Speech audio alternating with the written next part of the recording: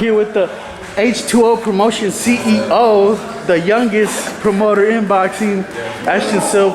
4-0? 3-0. 3-0. Big 2020 year for you, man. 2020 was big for you considering that there's a pandemic and everything, man. How you look back at it and just moving forward now? It's just still crazy. I always dreamed of going, like, since I was 14, turning pro at a young age. And it was because when I was 15, I think I told you already. My dad, I was telling him that I wanted to go pro, but he kept he was like, wait till you like 16 or 17. Yeah. But I wanted to go pro at 15. But it was still crazy that at 16 he really let me finally go pro. No, that was exciting. So you was kind of surprised you was able to debut at last year then? Yeah, because at first he was fine with it. He knew my skill level was there, but he just wanted me to grow into, I guess, my manpower or whatnot, or I don't know what it was. So then I kind of got over it. And, 16, I guess he saw something different.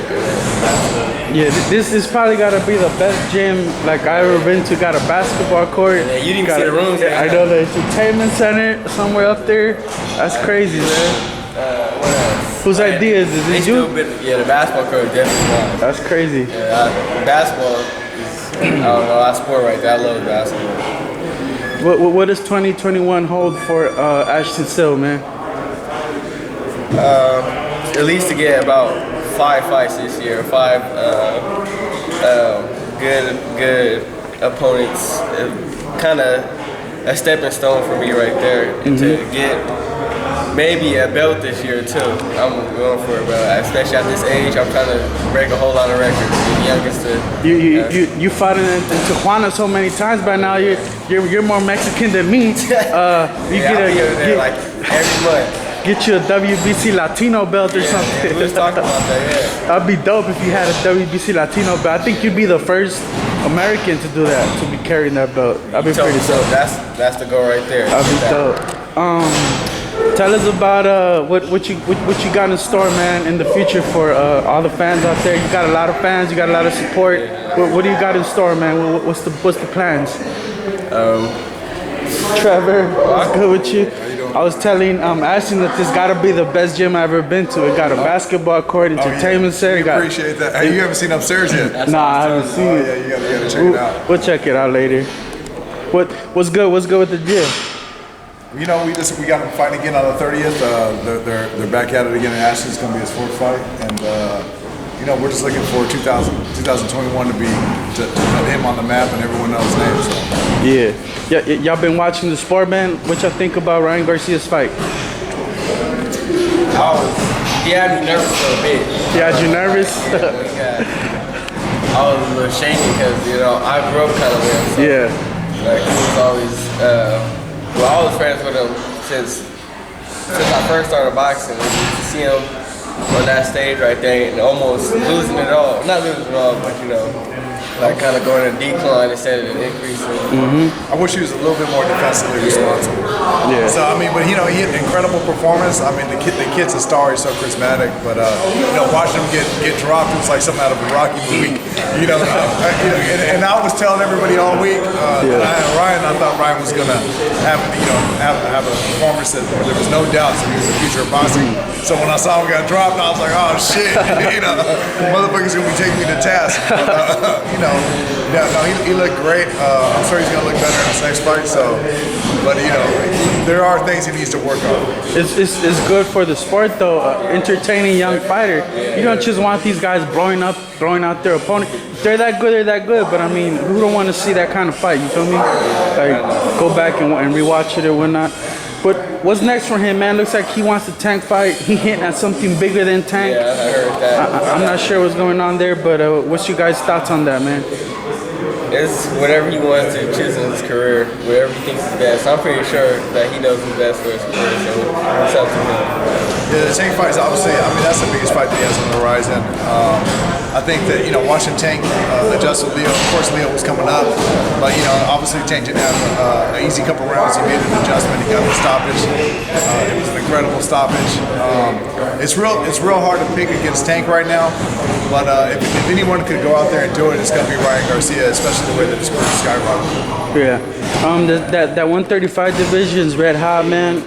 They also got Teofimo, Devin Haney, Lomachenko's still there, Linares still there.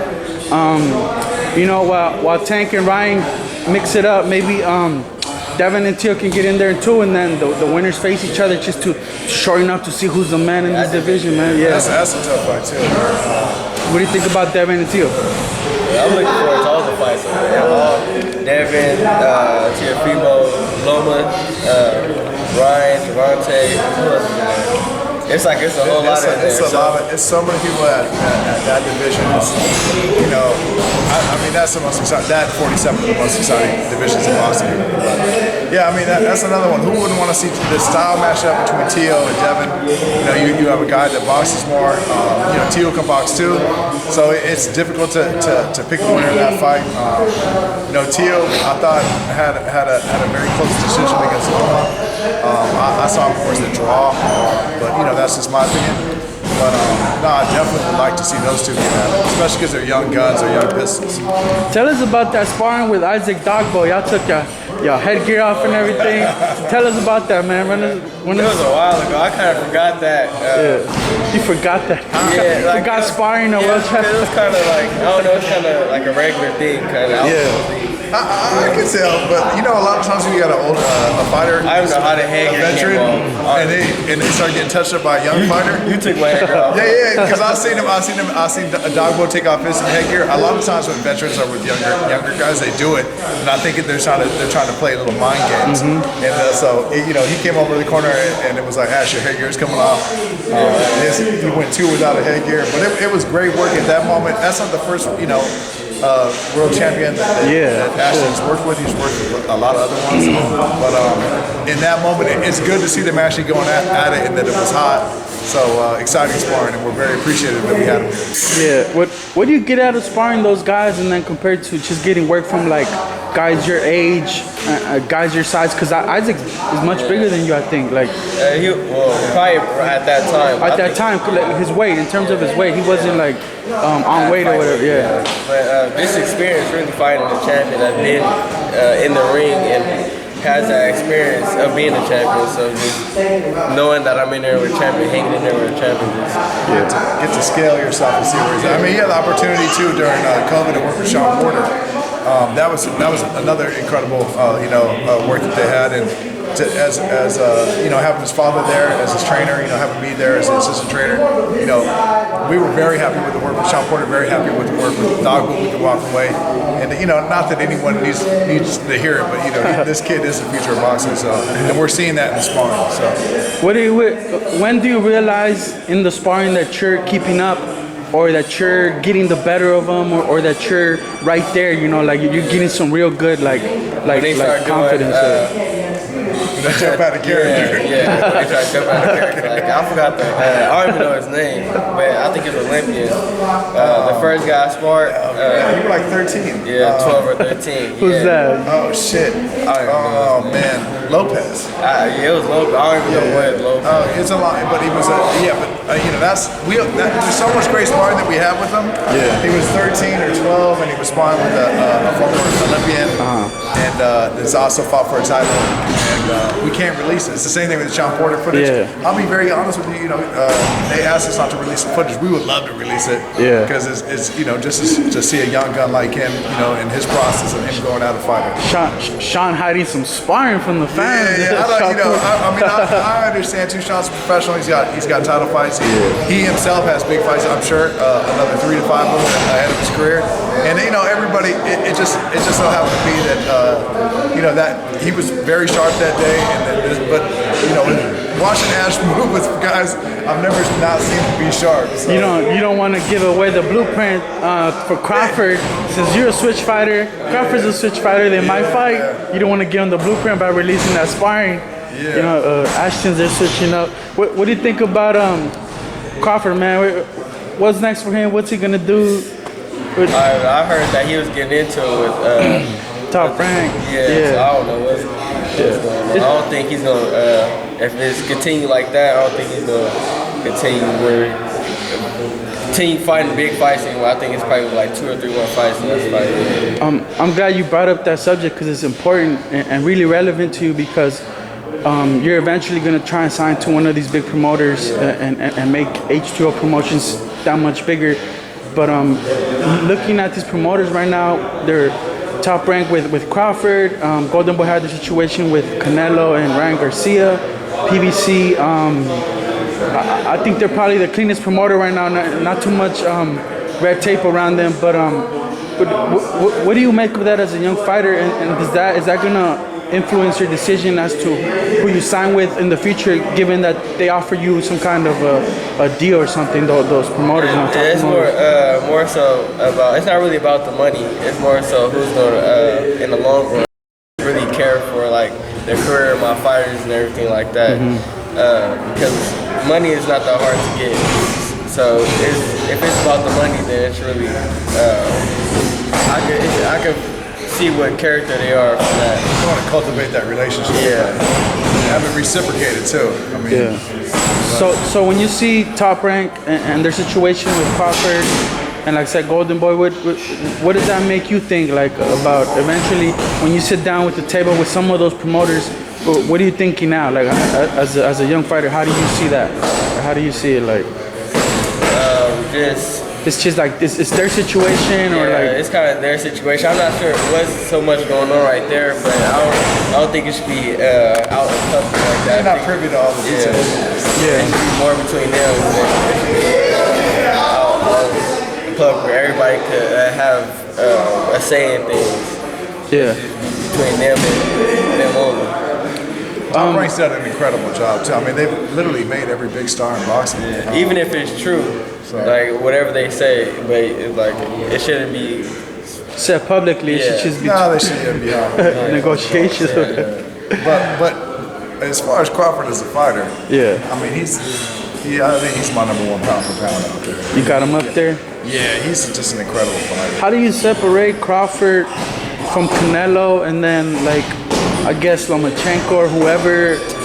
Yeah. How do you separate them? How do you be illogical? Canelo is probably the #1 pound for pound because of his accolades. And but Crawford, he's got to be that.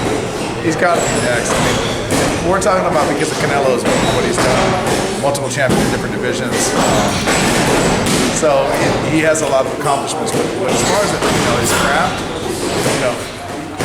Crawford's crazy.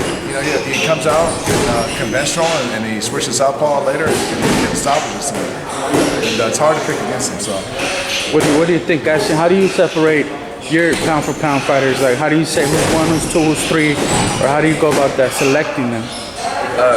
Just like the way they fight and who they fight. Not so much that everybody has to fight a good fighter to be the top. The way they fight, I just pick from different things like what's their pros and cons and what can this person do to this person if they was to fight. That's how I separate them. Like Canelo, I see he's improving in different every way. Like now he's more on his feet too. He can sit there, he can do whatever he wants. He can do anything. He can pressure you, he can box with you. Yeah, that's why I have Canelo at the top. You guys watched the Caleb Smith fight here? The Canelo-Caleb Smith fight here? I think it was in Mexico. Yeah, you was in Mexico. Was it? They were watching it. All right, what did you think of the fight? That's like a blueprint for a lot of short fighters just to look at that and see what they can do for a taller fighter like that. But I wish it was more of a what's his name? Smith or Caleb Smith? Yeah. More. He was more to fight like he might have felt Canelo's punches, or I don't know what it was, but he got overwhelmed too. Canelo was hitting him in the soft tissue. He's beating him up in the shoulders. There was clearly, obviously, a big gap of craft. I mean, to go back to the discipline that Canelo has and his team behind him, the Reynosos, and how that's playing out with him. I mean, there's one fighter that absolutely knows what he's doing, and another one that, not to say that he doesn't know what he's doing, but it's not nearly on the level as Canelo. They announced Canelo's fight yesterday. Avin Yildirim, I don't really know how to pronounce his name. Turkish fighters. he's a former sparring partner of Canelo, so he's catching a little bit of heat. Like, you're fighting your sparring partners now. Timothy Bradley just released a statement in an interview. He said, I mean, I don't think it's fair to have world champions, someone of Canelo's status to always have the biggest fights that you can have. I mean, first of all, who would, in the ideal world, we'd like to see Canelo versus Charlo, something like that, right? But we know that's something that's not going to be made very easily. As far as keeping a fighter active, I think we all jump to judgment. I remember sometimes Oscar fought some people, and even with everybody, obviously they praise Julio Cesar Chavez to death, but there's many names in between that when he fought nobody. And so, there's an expectation that they're always going to be fighting, the biggest fight of their careers to the next fight. I think it's unfair. So I expect Canelo's going to probably line something up in the future with a big fight. Who knows? Could be Earl, could be Charlo. There's a lot of guys out there, and it's going to come. So I'm not going to judge him.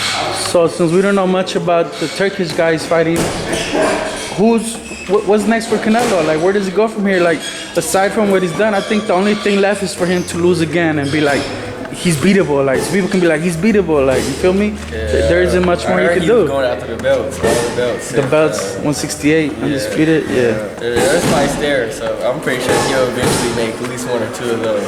Yeah. Is there a name in particular that you like him in there that you think can give him, make him look human, and beatable? Or? I like to see Charlo. Yeah. Charlo's tough too, so it's probably gonna be. He's gonna come. That he's gonna come. Charlo's gonna come to make history. So he's not coming in there as his whole mindset. The way both of them, handle themselves. They're coming in there with all intentions to win. That's why it's going to be a great fight. There's going to be no doubt in his mind. He's coming, up there to upset himself. I'd love to watch that go down. Hard to pick a winner there, but I'll probably lean towards Canelo just because of his accolades. All right, Ashton. So January 30th, big fight, Sports Arena in Tijuana. Big Punch Arena. Yeah, Big Punch Arena. Just let the people know how they can get the tickets or whatever, and if they want to go support you and all that, or is it sold out already? H2O Promotions, right? We're going to share stuff on our Instagram. We have a website too for H2OPromotions.com. Y'all got a website too? Yeah, okay. It's difficult right now because there's harsher COVID restrictions down there. So from what we understand, selling the tickets is a little bit of an obstacle right now. Versus we had a lot of people in all the previous fights. This one I think the COVID is a little bit. Obviously they're dealing with it too. So it's going to be streamed. It might be streamed on BLK Prime, which is like a Netflix type platform. It's only $6. I think. So you're on pay-per-view already? Okay. Ashton's gonna be quick. He's coming for all the Mayweather records. I think it's like 2. I don't think it's that much. Yeah, I mean, if they're gonna start doing programming here, they're gonna start filming a lot of stuff that goes on the gym. It's exciting in here all the time. There's all kinds of shit that's going on. Crazy. We had Devin Haney here a couple days ago, and that was an exciting day too. So not to know people that got to film all kinds of shit. We're gonna have his preparation. His father's always got something to say. Van Sil, real quick. We're talking about, but look out for that BLK Prime. Oh yeah. Talking about January 30, big day for y'all. Ashton's fourth. Just another day. Just another day. Hard work makes easy work. All the time. Tell us about last year, man. How was it for y'all? It was great, actually. It was great. We got a lot of things accomplished, even with the pandemic. It actually was turned that negative into a positive. We got a lot of things changed around in the gym. We got a lot of things different for the upcoming year. So it was a great year. It was a good year in the midst of a turn. Yeah. I was talking to Ashton about the situation that Top Rank's currently having with Terrence Crawford. Golden Boy had their situation with Canelo and Ryan Garcia. You guys are eventually going to look to sign to one of those big promoters. How does that partner with one of partner? We have a platform too. We got our own platform. We're looking to reinvent the wheel. That's not to say if they don't come with something that's lucrative that we're not open to that. Yeah. But we're like you said, we're looking to partner. So. Yeah. So how does that affect your guys' what's his outlook on things? Looking forward to that day of partnering up with one of them eventually. To be honest, like, I really don't know what's going on with them guys. Like, I'm so focused on what's going on with Ashton and what we got going on here. I really don't know what's going on with them. So, I mean, to be honest, like, every situation is different. I don't know the intricate details about their situation. Every situation is different. So whenever one of these promotion companies come to us, hopefully they come to us correctly. Everything is right, you know, and we control our destiny. Yeah. Said he had Devin Haney in here the other day. Yeah. In the gym. Did y'all have a conversation? What kind of advice did he give y'all? Because his dad, him and his dad had like almost the same road that you guys had. You know, they went independent and then they signed big with Matchroom in the Zone, and they had Devin Haney Promotions. It's kind of what you guys are doing. Yeah. No, it was real quick. No, it wasn't real quick. It wasn't a long time. It wasn't too much to talk about. They came in here for sparring. You know, just miscommunication. You know, they want to film. They didn't want us to film. You know, they want to film. They didn't want us to film. So, you know, it didn't. I'm not gonna say it didn't end right, but it just came to a mutual respect. Like, hey, we both have champions. You know, not one of them is greater than the other. So, I mean, we could spar. We could turn the cameras off and spar. But if you guys gonna film, we're gonna film also. So we both we spoke outside. Me and Bill. We both respect each other. You know, he said, I respect everything you do. I respect everything he's doing. And he got going on with him and his son and the promotion company. And it just ended with just a mutual respect. You know, I guess things wasn't communicated, you know, but we definitely won't allow someone to film us. We're not filming. Nah, there's nobody above us. And we're not trying to be above nobody else. That's on Long Beach. That's on Long Beach. That's right. Other world champions come in here, man. We're making champions in this house too. This is the house full of champions. You don't know their names yet. You know his name. Yeah. There's going to be a whole bunch of them coming. You know, we all look after our own. I've looked after it immediately. So, you know. It's definitely, like I said, no serious disrespect. It was just more. It was more of a learning each other. Competitive. It's competitive competition. Yeah, that's all it is. More like just learning each other. You know, like I said, I guess they go around and feel like, which they are. You know, they got a certain status, but over here everybody's the same. It's nothing but respect in here, and we demand respect. Yeah. You know, so that's all that is. Who was sparring them in particular? Was it Ashton or was it? Nobody ended up sparring. Nobody ended up sparring. All right. Yeah. All right. What does 2021 hold for the Sylves? Oh man. I don't. You know what? It's so funny. I think I told you about 2021 or 2020. Like, I don't really go with like what this new year holds or what. It's just another day, and we just got certain small goals that we try to hit. So everybody look out. Something special coming. Got to keep it rolling. It's Long Beach. There's a lot. There's a big legacy coming out of Long Beach of football players and Snoop Dogg stars, and we just put Long Beach continue to be put on the map. Yeah. All right. Ashton, tell the fans where to follow you social media. You can follow me on Instagram at Ashton Sylve H2O. Ashton Sylve H2O. All right. Cool. Appreciate y'all, man. Good stuff.